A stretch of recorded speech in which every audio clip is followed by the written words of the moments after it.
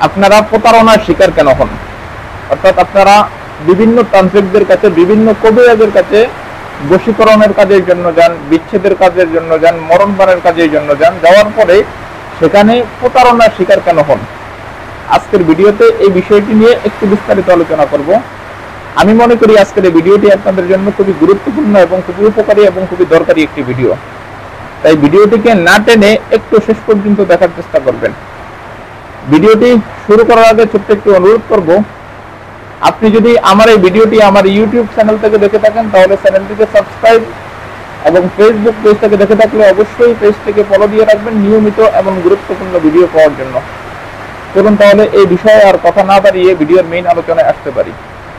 দর্শক, আপনারা যারা আমার কাছে কাজের জন্য আসেন, যেমন বশীকরণের কাজের জন্য আসেন, যারা বিচ্ছেদের কাজের জন্য আসেন, মরণবানের কাজের জন্য আসেন, জিন রোগীর কাজের জন্য আসেন, জাদুতে আক্রান্ত যারা আছেন তারা কাজের জন্য আসেন, এর ভিতরে ম্যাক্সিমাম লোকদের মুখে একটা কথা শুনি যে হুজুর আপনার কাছে আসছে অনেক জায়গায় প্রতারণার শিকার হয়ে, বিভিন্ন জায়গায় আমাদের থেকে টাকা পয়সা হাতিয়ে নিয়েছে, এই প্রতারণার শিকার হয়ে আপনার কাছে আমরা আসছি।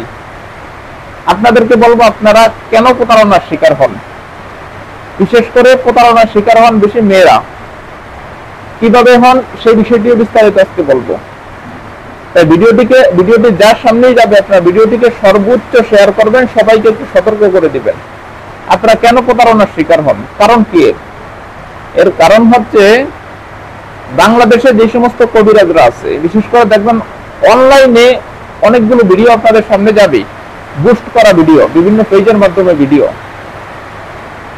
ভিডিওগুলো বুস্ট করে আপনাদের কাছে পৌঁছায়। আপনারা ওই সমস্ত কবিরাজের কাছে যান। বাংলাদেশে যে সমস্ত কবিরাজরা আছে ম্যাক্সিমাম কবিরাজি লাইব্রেরি থেকে একটি বই কিনে আনছে, এনে সে কবিরাজি শুরু করছে।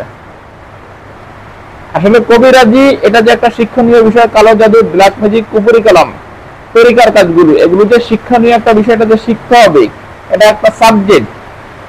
এখানে পড়ালেখার অনেক বিষয় আছে। আপনি দেখবেন যারা ডক্টর, এমবিবিএস ডক্টর, এরা কিন্তু সায়েন্স নিয়ে পড়াশোনা করা ছাড়া বা মেডিকেল কলেজে পড়াশোনা করা ছাড়া কিন্তু ডাক্তার হতে পারে নাই।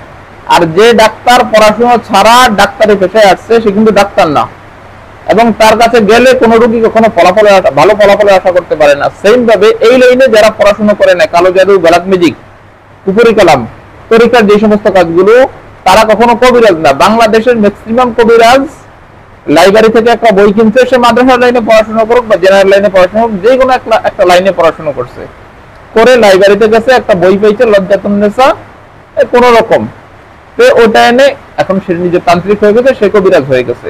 আর আপনারা ওই সমস্ত কবিরাজদের কাছেই যান, আর ওই সমস্ত কবিরাজদের কাছে যাওয়ার কারণে আপনারা ধোঁকার শিকার হন। বিশেষ করে মেয়েরা বেশি অতিরিক্ত ধোঁকার শিকার হন।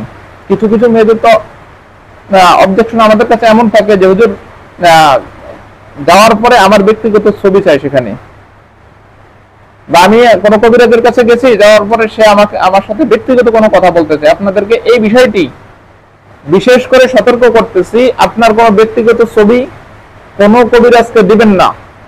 এই কাজে আইসা অনেক কবিরাজদের কাছে মেয়েরা ব্ল্যাকমেইলের শিকার হয়। পরবর্তীতে আপনার ছবি, আপনার এই সমস্ত ভিডিও নিয়ে সে ব্ল্যাকমেইল করতে পারে আপনাকে। এই জন্য আপনাদের কাছে রিকোয়েস্ট, এই সমস্ত কাজে আপনার কোনো ব্যক্তিগত ছবির প্রয়োজন নাই। মেয়েরা যখন বশীকরণের কাজের জন্য আসেন, ম্যাক্সিমাম মেয়েদের মুখে শুনি যে হুজুর আমার ব্যক্তিগত ছবি চাই। আপনাদের কাছে রিকোয়েস্ট, আপনার কোনো ব্যক্তিগত ছবি কাউকে দিবেন না, না হয় আপনি ব্ল্যাকমেইলের শিকার হতে পারেন, আপনাকে ব্ল্যাকমেইল করতে পারে সে পরবর্তীতে। এই জন্য আপনাদের কাছে রিকোয়েস্ট, কোনো ব্যক্তিগত ছবি দিবেন না। বশীকরণ, বিচ্ছেদ, মরণবানের কোনো কাজে আপনার ব্যক্তিগত কোনো ছবির প্রয়োজন হবে না এবং ব্যক্তিগত কোনো ছবি লাগবে না, এটা শিওর। যে কবিরাজ এরকম কথা আপনাদেরকে বলবে বা আপনাকে বলবে, আপনি মনে করবেন সে ভুয়া, সে কবিরাজ না, সে এই লাইন নিয়ে পড়াশোনাই করে নাই, শুধু আপনাকে এক প্রতারণার ফাঁদের ভিতরে পালানোর জন্য। এবং কত প্রমাণ চাবেন আমার কাছে, কত মানুষ যে বলছে হুজুর আমাকে ব্ল্যাকমেইল করতেছে, এখন আমার কাছে টাকা চাচ্ছে।